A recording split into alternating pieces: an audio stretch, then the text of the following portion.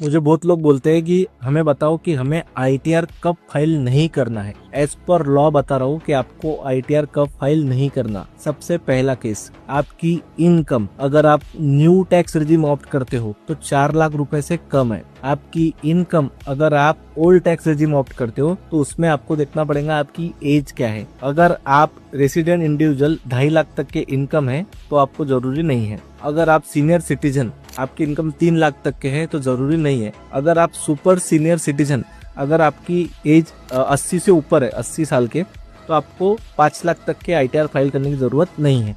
तो इसके बेसिस पे आपको डिसाइड करना है। आपको सबसे पहले ये निकालना है कि आपकी इनकम क्या है और आप कौन सा रिजीम ऑप्ट कर रहे हो। क्योंकि इनकम कैसे निकलती है मैं आपको बताता हूँ। अगर आपके बैंक में बहुत सारे ऐसे ट्रांजैक्शन हो गए जो मान के चलिए कि 15-15, 20-20 लाख, 25-25 लाख के ट्रांजैक्शन है। अब ट्रांजैक्शन का अर्थ पैसा आया है। अब एक चीज समझो, आपके अकाउंट में कोई वैसे तो पैसा डालता नहीं है। आप लोगों को कुछ करते हो काम, या कोई और व्यक्ति कोई कुछ ट्रांजैक्शन कर रहा है तभी पैसा आ रहा है, ऐसा तो कोई पैसा डालता नहीं। तो मेरा आपको ये सजेशन है कि अगर आपके अकाउंट में 5-6 लाख ही आए हैं गए हैं तो आप अवॉइड करो आईटीआर फाइल करना। लेकिन आपके अकाउंट में एक 10 लाख के ऊपर पैसा आ गया है और आपको भी जस्टिफाई करते नहीं आ रहा कि आपकी इनकम 4 लाख के नीचे है, तो सेफर साइड आईटीआर फाइल कर दो। क्योंकि आपको, अगर आपने आज आईटीआर फाइल नहीं किया, फ्यूचर में अगर आपको इस केस के लिए नोटिस आया कि आप एक्सप्लेनेशन दो 10 लाख रुपए का, तो वो एक्सप्लेनेशन देने के अंदर आपको बहुत सारे डॉक्यूमेंट प्रोवाइड करना है, आपको आपका बैंक स्टेटमेंट प्रोवाइड करना है